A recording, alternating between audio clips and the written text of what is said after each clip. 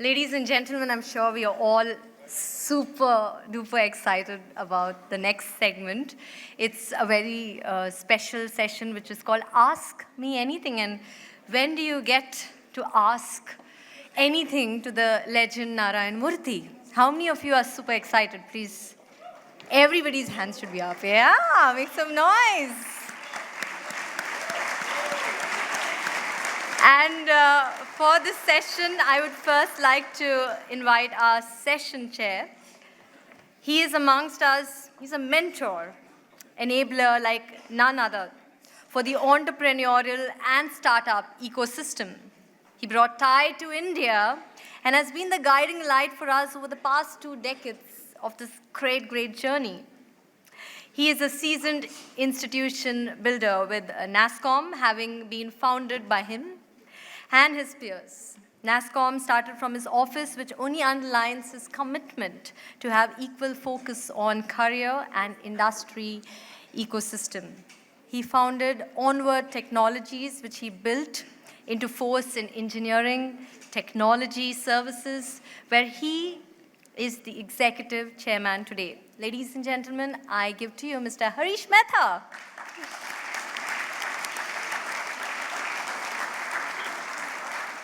And now,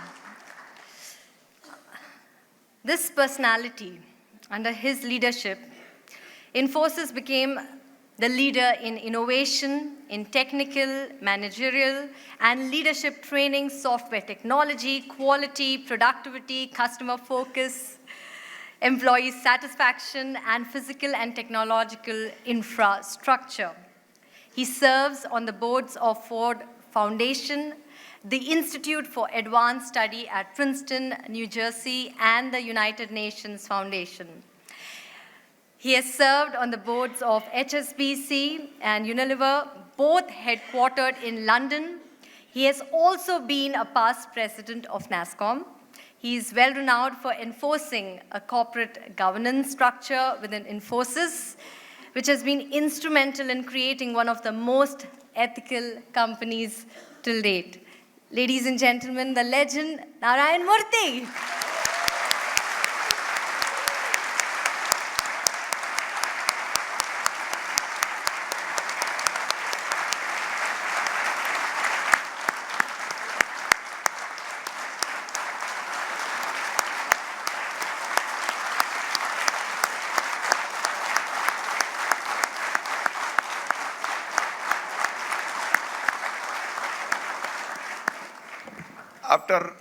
After this brief introduction, I want to add one more thing, one more important quality of Mr. Murthy that you all know, his respect for everybody's time.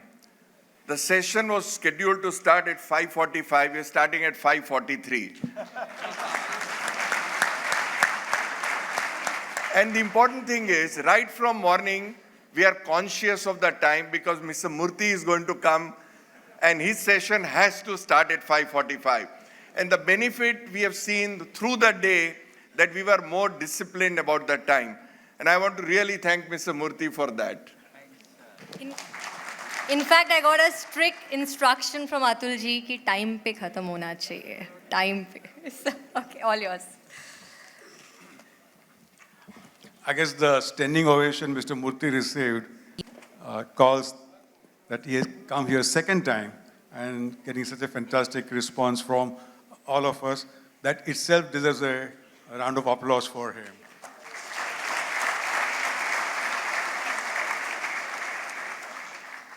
Friends, this morning we had Mr. Deepak Parekh here. We have Mr. Narayana Murthy right now. And very soon we'll have Mr. Ratan Tata also joining us. If you look at these three individuals, each one of them has built a corporate icon in the country, unparalleled in terms of the growth that each group has seen. And each one of them has done it with highest standards of ethics and integrity. I think that itself calls for all three of them a round of applause.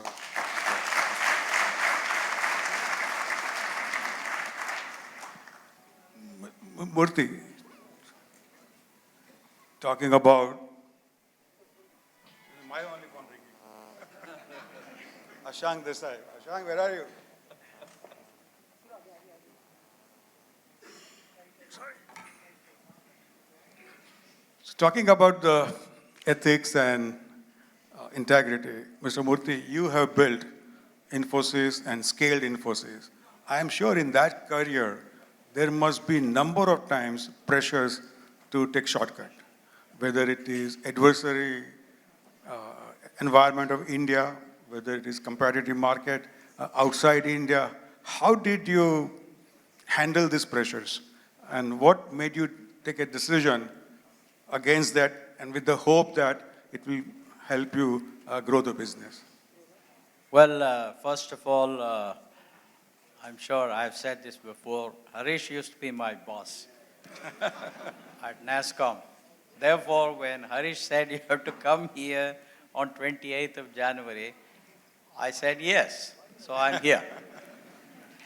Well, you asked a very important question that will be confronted by all of you who are going to build great companies, big companies, extraordinary companies, etc. In the beginning, it will be extremely tough because in a country like India, where there is so much of corruption, it may be coming down in the last 5-6 years thanks to the current leadership, but definitely at state levels, there still is a certain level of corruption. But in our time, in the 80s, it used to be a lot more. So the first time, it is very painful, it's very costly. You will have to wait because if you don't agree to what they would want, they would delay your stuff. So my advice to you people is to accept the delay as the cost of doing business ethically. The moment you have said no twice, let me assure you, third time, nobody will delay you.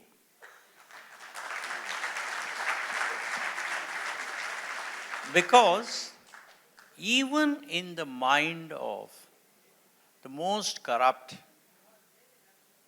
person, there is always a desire to get appreciation from honest people. I have found it in so many cases. So therefore, they are also looking for at least a few people that they want respect from. So therefore, just wait for a few events where you take a tough stand, and afterwards you will become the exception. And when people talk about corruption, they would say, look at Atul Nishar, we don't pay, he doesn't pay us any money, but we make sure that all his work is done properly. Because they also want a few examples that they can cite, that there are good people. And slowly, if everybody stands up, that number will increase. And that's the only way we can make this a country that is rid of corruption. So in the beginning, it is painful. It will mean delays. It will mean going to the office n number of times. But simply accept it as cost of doing business. And then later on, you will all be very happy that you have stood up. Atul talked about discipline. So this triggers another thought in my mind. 10 days back, you were with Mr. Jeff Bezos, maybe the world's richest man. Yeah. And you cut short your speech from 20 minutes to 5 minutes because the function was 2 hours late. So 2 questions here. First is, what was the reaction of Mr. Jeff Bezos? And the second is, I would add to the last year I had asked a question to you that India has to do, say, $10 trillion by 2030. If you were the Prime Minister, what are the three things you would recommend? And the first thing which you had recommended was cultural transformation. And in the cultural transformation, you talked about hard work, honesty, discipline, and so on. So how do we scale discipline in the country? That was just part of the same question. Then. Sure. Yeah. Well, first of all, let me clarify the situation. The delay had nothing to do with Jeff. Jeff, Amit, they were all there at 9:30. The problem was with the Delhi crowd, which was indisciplined. They, of course,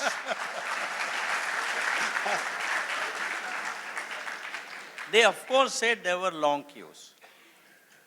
That cannot be an excuse. So therefore, I was expressing my displeasure not at Amazon, which I knew were present from 9:30 when the function was to start, but at the crowd. Anyway, now the reaction of Jeff Bezos was that he was very understanding. He also believed in discipline. He is a great disciplinarian. He has run his country extremely well, his company extremely well. So he fully understood my situation, and he smiled. He understood. So there was no issue at all. Now, coming to your second question, we listened to this excellent presentation by Rupa. It's a great idea that India uses AI, IoT, and machine learning, all of that, as what I term assistive technologies. That is, they won't replace human beings. They will make human beings even more productive. These technologies will improve the quality of work of these people, and therefore the country will benefit. I think they call it digital. I have been using the term assistive technologies so that it's easier to understand. Anyway, now the reality of India is that when your economy has to improve, there are three factors. I am not an economist, I'm a quackish economist, but still, I will say what I have understood out of macroeconomics. Macroeconomics has three major parameters, you can say, major factors. One is output, second is money supply, and third is expectation. Most macroeconomists are bothered about these three issues. Out of these, clearly output is the most important thing. That's what we mean by GDP, right? If the output of a country increases, the GDP increases, then the per capita GDP increases, then everybody has more money to spend, therefore the economy improves, etc., etc. But for the GDP to increase, for per capita GDP to increase, there are two factors. One is the revenue productivity, which is prices of what you buy or prices of what you sell. And second is work productivity. That is how much of work or how much of output you can produce in a unit of time. And in a country like India, it is extremely important for us to work on the second factor. The Indian productivity in most areas is very, very low. Let me give you a very simple example. 14% of Indian population, 14% of India's GDP is contributed by agriculture on which about 52% of Indians depend upon directly or indirectly. Therefore, the per capita GDP of an agricultural worker in the country is 1/4 of India's per capita GDP of $2,000, which means $500, which is slightly more than $1 a day. Now, it is this person that requires to be supported. It is this person whose basic needs have to be supported. It is this person who has problems with, with availing of healthcare, education, nutrition, etc., etc. Therefore, if India has to improve, then we have to improve our work productivity. We have to be more disciplined. We have to have a better work ethic. I have conducted controlled experiments at various public places in India, where vis-a-vis the West, at airports, airport security. I have looked at other sectors too. I find that the productivity in most of the services that we avail of in public in India is lower. That has to improve. So therefore, I would say the cultural transformation that I was speaking last time is all about discipline, it's all about good work ethic, it's all about honesty, it's all about discipline, etc. Once that happens, I do believe that India will start growing much faster than otherwise. Is Mohandas Pai here? Or is left? Oh, he's there. Okay. So he was here in the afternoon. Yeah, of course. And he gave some numbers saying that up till now, let's say $40 billion are invested in startups. Yeah. $36 billion came from outside India. Yeah. $4 billion came from India. And he extrapolated these numbers to 2030. And he said, at this rate, the British colonial Raj will be replaced by digital colonial Raj, where the monies come from outside, because the Indian money is not coming into the startup world. How do we create Indian money? How do we create enthusiasm with the Indian investors to invest in the startups? What are your views on this? Well, I happen to be the chairman of the Alternate Investment Policy Advisory Committee of SEBI. This is one of the most important issues that we have been discussing.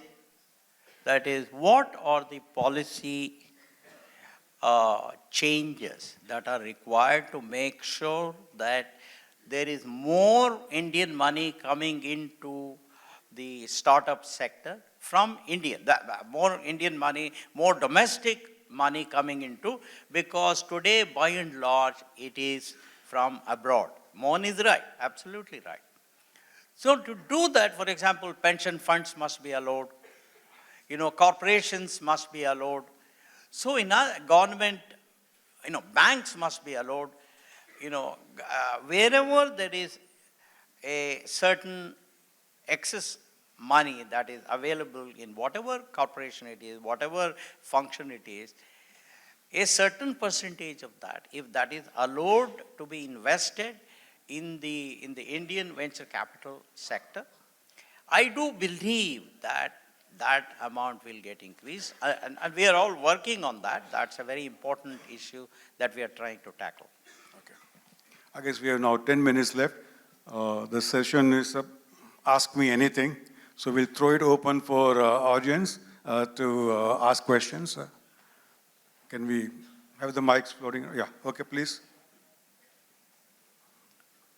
What we will do is we'll start from one from here, one from here, that's a good and idea. then go, yeah. That's Okay. a good idea. Right now we'll start from here, okay. Yeah, good evening. I think it's a pleasure to see Mr. Murthy and all the delegates here. One question I have for the panel or for the distinguished guys here is, when we are talking of innovation, we are talking of evolutionary innovation as well as revolutionary innovation. So till now, what India has been doing is more of evolutionary revolution. Are there any thoughts how India can be seen more in revolutionary innovation? Well, let's remember that most major inventions and innovations have come from the US, not even Europe, not Japan. It's simply because they created a culture there where there was incentive for people to become entrepreneurs. There was a porous learning ecosystem in the Silicon Valley. There was considerable focus of business schools on entrepreneurship, etc. So while you are right that most of our innovations are evolutionary, as you pointed out, but I do believe that as we move in this path, as we develop a problem-solving mindset, we too will come out with some inventions, perhaps some innovations which you call revolutionary, but it will take a little bit of time. I'm glad that thanks to all the wonderful venture capitalists available, thanks to all the wonderful entrepreneurs that are assembled here, we now have a situation where no grandmother will get worried if her grandson were to say, I am going to become an entrepreneur. Once upon a time, in the 60s when I was a student, we all had to either become engineers or doctors or civil servants. Later on, it became acceptable to go to business schools. Even at the time when I was passing out of engineering, going to business school was considered very risky. Later on, business schools became extremely acceptable. Today, becoming an entrepreneur, it has become acceptable. Tomorrow, I have no doubt at all that some of you will, in fact, come out with such revolutionary products. This is how the thing is going to evolve. So I am not worried. Please don't worry. It will happen. 20 years from now, when somebody who is going to continue this tradition from Harish is sitting here, you will hear several cases of extraordinary innovations and inventions.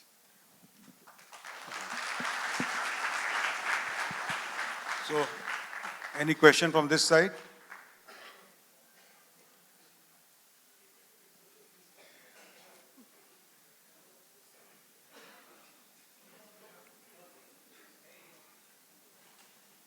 Quick.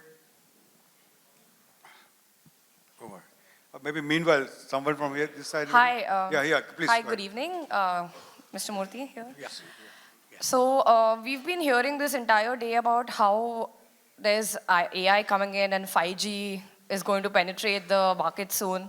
Our company is from a very small town, a tier 3 city called Aurangabad. So we are facing issues with current infrastructure in terms of 4G as well, to use QR codes and everything. How do you think, if the current infrastructure is not that well, how do we expect tier 3 cities to go into the 5G or the next generation of AI without having current infrastructure, which is not developed yet?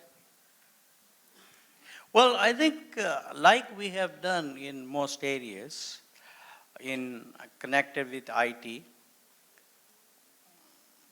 right now we are in the process of using AI, machine learning, etc., to a small extent, to a very, very small extent, for projects that have value to the Western clients. And slowly we will build up our infrastructure, and there will be a few cases where even in India, we would be using those techniques, those ideas, and parallelly, we will develop the advanced communication infrastructure that you spoke about. And that's when these things will become ubiquitous, these things will become very much passe even in India. For example, today, Facebook, look at Twitter, everybody and his brother is using here, right? Probably about 10 years ago, that was not so. But we have already picked up. So don't worry about it, it will happen. Thank you very much. Just let's bring another question. Creating jobs in India would be the number one priority. Yeah. Rupa talked about digital as one way of creating jobs at the, let's say, middle 300 million people level. What are your thoughts now? What are the methods by which India should create jobs, specifically from the startups perspective? What kind of business model they adopt by which jobs gets created? You know, as I pointed out earlier, the biggest challenge we have is creating jobs for approximately 600 to 650 million Indians who are either illiterate or semi-literate. Out of them, not all of them would require jobs because many of them are much older, but certainly for probably about 200 to 300 million people who are semi-literate or illiterate, jobs are extremely important. Unfortunately, India has not done a good job in this area because the best way to have done was like what China did by starting with low-tech products. If we had started with low-tech products, if we had become the factory of the world, you and I know we used to go to Department of Electronics in 70s, and they had some silly phased manufacturing program where the duty on finished products was lower than the duty on components. I mean, such a silly stuff, right? So therefore, I would say that I don't know if it is possible, it may be too late today, but we still have to focus on creating jobs for these people who are semi-literate or illiterates, and that will only happen if we get to low-tech manufacturing and thereby move people from agriculture to the low-tech manufacturing. That's the only way. But do you see that making the startups for 5 years completely, as a government, completely stays away from every possible tax form? Investors' perspective, the capital gains tax, and from the company perspective, income tax, GST, X, Y, and Z, whatever. For at least for 5 years, given that sort of protection, the entrepreneurship will flourish? No, I think it is not the GST, it is not capital gains tax. None of that is the problem. We have to pay taxes.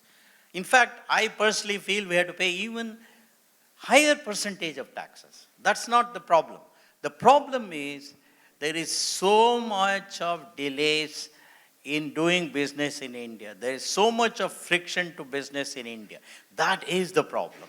Unless the government becomes a true catalyst, unless it enhances the speed of business, we will continue to be a low growth economy.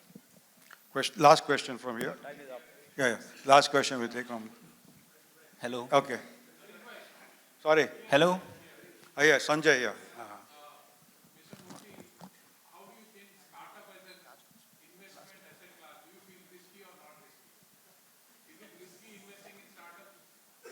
No. The day I became a venture capitalist, I realized that I will be investing in companies who have a certain probability of success. Therefore, we have all assumed that out of 10, only 1 or at best 2 may succeed.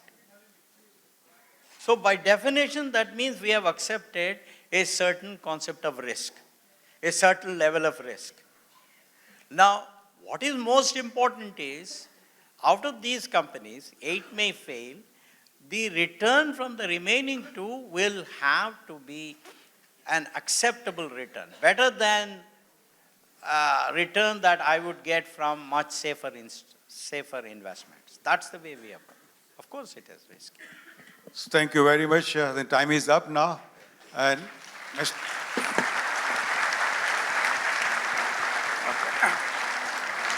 and invitation to Mr. Murthy is open for next year also. We'll get back to you with the dates there.